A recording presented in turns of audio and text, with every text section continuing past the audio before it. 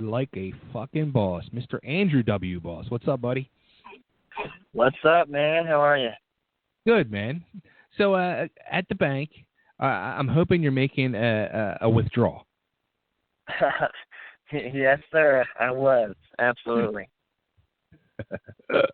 Oh, man. So, it's pretty wild. Like, I was going through, I'm out here in the Philadelphia area, so I've never heard of you before. And going through when I got presented with you, I was like, all right, the dude's doing rap metal, and like, yeah. I was wondering, like, man, are you getting flack for that? Because so many. No, don't get me wrong. I love it. I'm a fan of it. I've always enjoyed it, but so many people just love to hate on it. Yeah, people are like, and they don't even have like good excuses either as to why they hate it. They're like, I'll get comments, be like, why don't you do something that's never been tried before? And I'm like, every band you listen to is doing something that's been tried before. There's literally nobody you listen to, and so I don't really let it get to me. People are gonna say what they want to say about your music. Any genre that I did, there's gonna be somebody who's like, that's garbage. He sucks. He's garbage. You know what I mean? So you can't let it get to you. You just got to do what you do and hope that people like it and just do the. Like, I really feel like the album came out well and that I put my best effort in, so I'm proud of it. Oh, that's what I was going to say. Like, at the end of the day, like, you pretty much just got to say, like, screw all the haters and all that, and as long as you're happy with it at the end of the day, that's got to be the bottom line. Yeah, exactly. And there's a lot of musicians that take chances, and, look at all the bullshit that Linkin Park is going through about their new record, And yeah, good point. Yeah, and me personally, I don't really care for the new record, but everything that they do is quality. You know what I mean? That's just not the album that I wanted to listen to. So I'm not going to bash on their record and say that it sucks.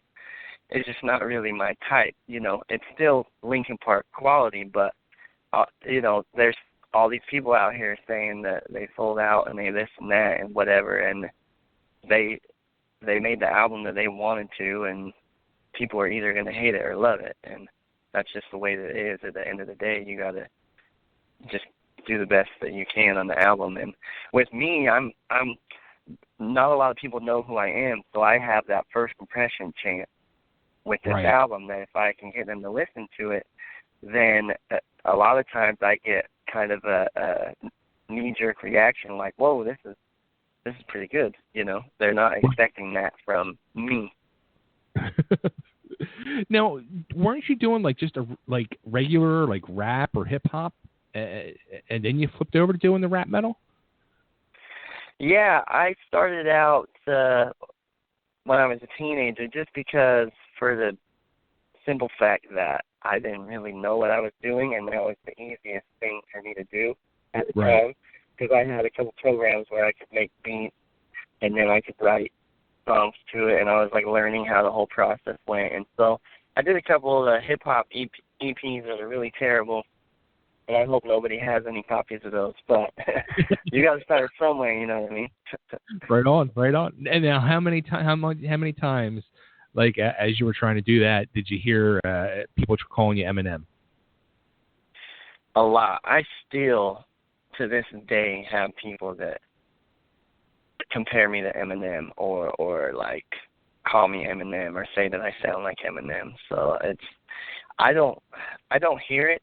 I don't hear how I sound like Eminem, but I hear that a lot from people, which surprises me. I don't know if you feel that way, but you know what? Like I came across one of your rap tunes on YouTube, and then listening to the new stuff, and I don't like hear anything like Eminem. I think people are just probably narrow-minded and just look at you and the way you look, and right away just immediately just associate you with, he wants to be Eminem. Yeah, and when I was just doing the hip-hop, I got that a lot, because he was like, at that time, he was really the only white rapper. Like, now you have Yellow Wolf and Ritz and Bubba Sparks and like all of these white rappers like G-Eazy and all these people that are popular now. So it's not as bad. But back when I started doing hip hop, he was literally like the only white rapper, and then Kid Rock, but he was like rock and roll, you know. It wasn't the same thing. So I got that a lot. I can imagine. Now, something I read, which sounds pretty cool, is I guess your older brother was really the person that really turned you onto this whole exposure to doing music, and I guess they would have you at the shows when you were a young kid, and you'd be like the quote unquote head of security. Yeah, it was pretty funny because I was tiny. I was really small as a kid, and he was in a band called Twisted Fable, and we would go out to a couple of shows that I could because most of the shows that I did were bar shows. But they had a shirt that I would wear that said head of security on it, and it was kind of like a running gag kind of thing. Now, but it worked out pretty well. That's awesome. Is he still doing music, or? John is my guitarist.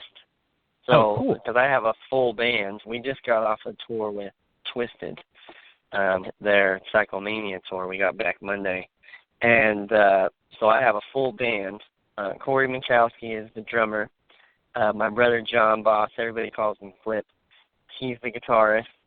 My buddy Cody Zimmerman is the bass player. And then my brother Adam Boss is like my hype man, other singer, like he does singing and stuff, and it all meshes really well. We're a pretty well-oiled machine on stage. That's awesome. Now, so I guess he must be, or has been, very supportive in you following in his footsteps then. Oh yeah, we're all very supportive. They have Flip and Adam. They have a band called Poonhammer.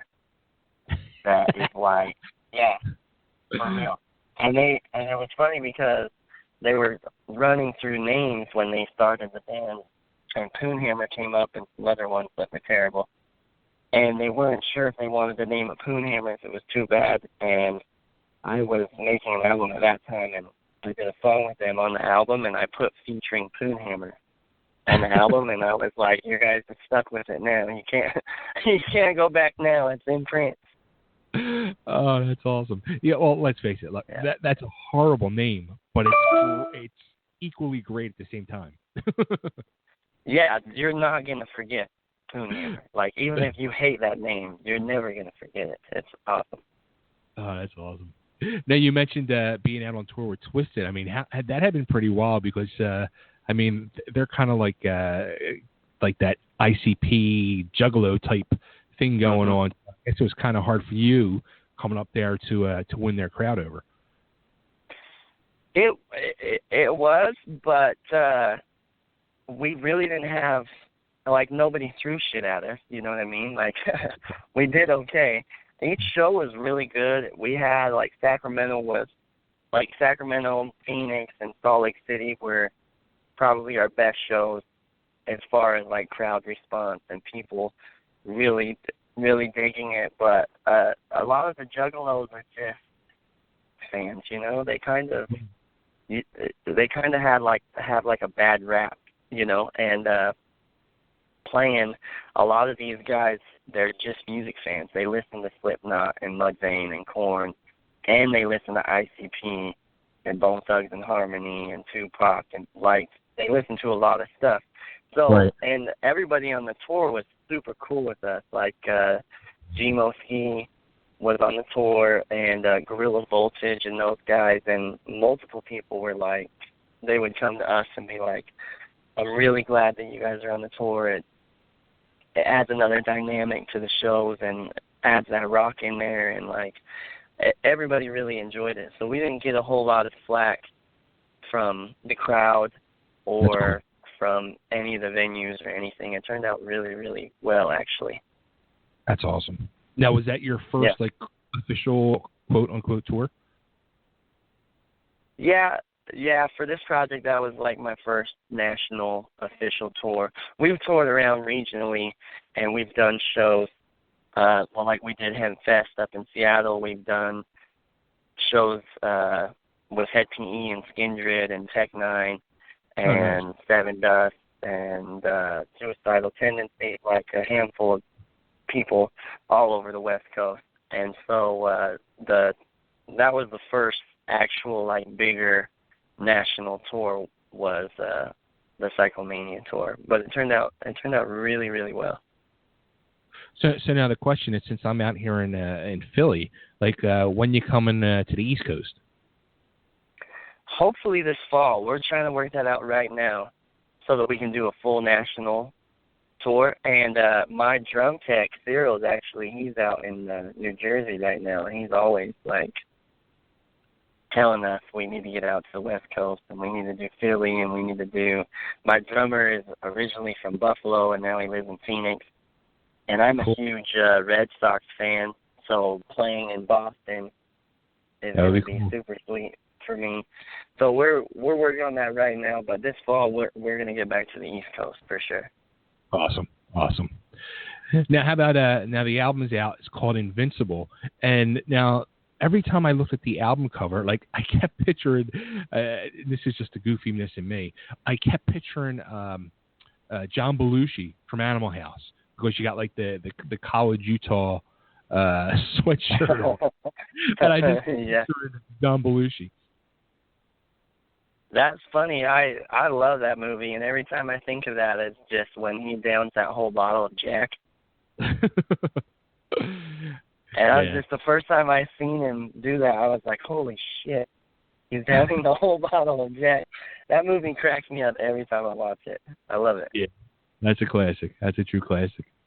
Yeah. So the whole being called Invincible was any of that being part, like going back to like where we were talking, like kind of trying to have like a thick skin against people hating on whether it's being you or the music or whatever? Yeah. It's kind of just the idea that no matter what people throw at me, I'm mentally, emotionally, spiritually invincible, and that it doesn't matter. Like I had a band before that I was in, and that took a lot out of me, and I finally just fired all of them and decided to do this project, and just moving on from that, and not letting the world get you down, kind of a thing, is what that meant. And so it was really important for me to name the album that. And the title track, Invincible, that I did with Pablo, is kind of a good reference to that as well. You know, like I don't believe in giving up or giving in or any of that. Like you never give up. I'll sleep when I'm dead. You know, that type of attitude. Right. Very cool. Now, something cool too I saw that you did was, I guess for your CD release party, you were actually just giving out copies to everybody who attended there, free copies of the CD? Yeah.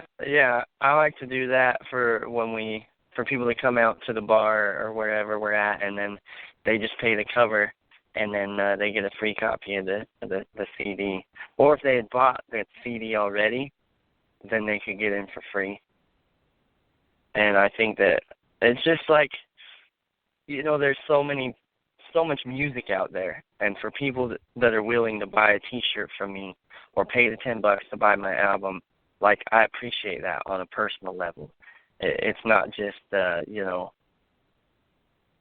I don't know. It's not just something that I brush off lightly. Like I really appreciate everybody who actually takes the time and their money to buy my album, and so it means a lot to me to let people know that that's a huge thank you. Like I really, really, really do mean it when I say that. I really do. Yeah, I mean that's like, that's huge. I mean, if I was coming out, you know, being from your area, you're from the Utah area, correct? So like Salt Lake City, out that way.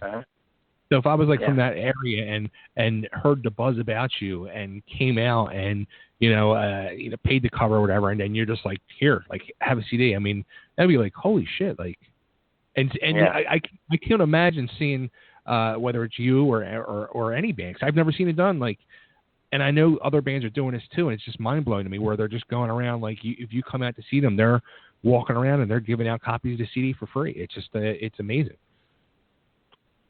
Yeah. Well, yeah. Thank you. I appreciate that. I think that whatever I can do to get people to listen to the album and let them know that I appreciate their support, that I'm going to do that in any way that I can possible. I just want people, like I spent a year making this album, I just want people to listen and enjoy it and appreciate it for sure. Nice. Now, which song is the first single? The first single is Clean, Okay. which is track 2. Cool. Okay, so I was correct on that. And I saw a live video of you guys doing that on Facebook, and I was seeing that live, like just listening to the album, it's like, all right, this is good stuff. But then seeing that live, it puts it into a whole new perspective. You know what I mean? It was friggin' awesome. Yeah, thanks, man. Especially, yeah. I was going to say, especially I guess it was your bass player's mohawk. Oh yeah, his mohawk is getting pretty famous. That's freaking serious. Yeah, it is serious. Yeah, I love it. We always make sure he's got the mohawk going on, and then it's good because Cody is he's like a 14-year-old boy trapped in a man. He's all over the place. And every time we play a show, he's in the crowd, and he's, like, checking out the other bands, and he's just walking around talking to people. He's seriously like a little teenager. And so the mohawk helps us keep an eye on him because you can't miss the mohawk. You know what I mean? Like, we're not going to lose him in the crowd. Like, we always know where he's at. So it's good. We encourage Cody to keep that up. It must be like watching a shark go through a crowd with that. Yeah, that's pretty much what it looks like, because all you can see is the mohawk. Now, something else I saw on Facebook too, and from what I gather or what I read, I guess you didn't officially release it, but it's on Facebook, and that's you doing "That's Life," that Frank Sinatra song with kind of. Oh yeah. That was super cool. Yeah, thanks, man. I when I first started writing the album, that was the plan, was to do that song and put it on the album. But the further we went along in the album, the heavier and more rock-oriented the album was. Gotcha. And so it just didn't fit, and I didn't want to, because it's quite a bit of money to get the rights and the royalties to, especially somebody like Frank Sinatra, you know what I mean? Yeah. And I didn't, if it wasn't going to fit in the album, I didn't want to go through all of the legal stuff to have it. And so I just posted it up on Facebook so people could listen to it, because I love Frank Sinatra, and I listen to it quite a bit because it helps me relax. You know, when I just want to relax or hang out, I'll throw on like some Frank Sinatra or some old Motown stuff and whatnot. So making a song where it featured me and him together was a big deal for me. It just didn't end up on the album like I had originally planned. Yeah, that's a keeper there for something. I mean, you got to use that for something special. Yeah, thanks, man. I might if I can get somebody, like maybe a movie or a TV show or somebody who wants to use it, I'll go through and do all the legal stuff that I need to. But I've gotten a lot of compliments about it, so it might end up being put somewhere to get used. Absolutely. Cool. So, all right, where can everybody go and get the album Invincible if they can't see you live for free? Well, it's on Spotify, it's on Apple Music, Amazon, Google. It's on all of the online websites. You can download it. You can stream it. There's a few stores out here in Utah that are carrying it, but it's not in stores nationwide. You can go on my website, which is andrewbossmusic.com, and you can order T-shirts and CDs and stuff like that from me, and we'll ship it out. We'll ship it out to you. Very, very cool. And how about social media? I guess everything's right on there on the website as well? Yeah, Facebook, Instagram, Twitter. I run all that stuff myself, so if anybody wants to message me or get a hold of me, that's the easiest way is probably Instagram or Facebook. I don't use Twitter that much, but it's on there. Yeah, and hopefully, like when he messages you back, he'll be at the bank getting some more money. So it'll be all good. Withdrawal every day. Well, Andrew, man, thanks a lot for doing this. It was really cool talking to you. The album, I'm loving it. It friggin' rocks. And yeah, we gotta, you're coming out here to the East Coast, man. Hook up and get some cheesesteaks, and maybe I could get you hooked up with a show or something. So when you guys are planning it, let me know. Absolutely, man. I can't wait to come out and have some food out in Philly. Can't wait. Cool. Sounds like a plan. Dude, take care, and yeah, man, stay invincible, brother. All right, you too. Thank you, brother. Thank you very much. Yep. See ya. Bye-bye.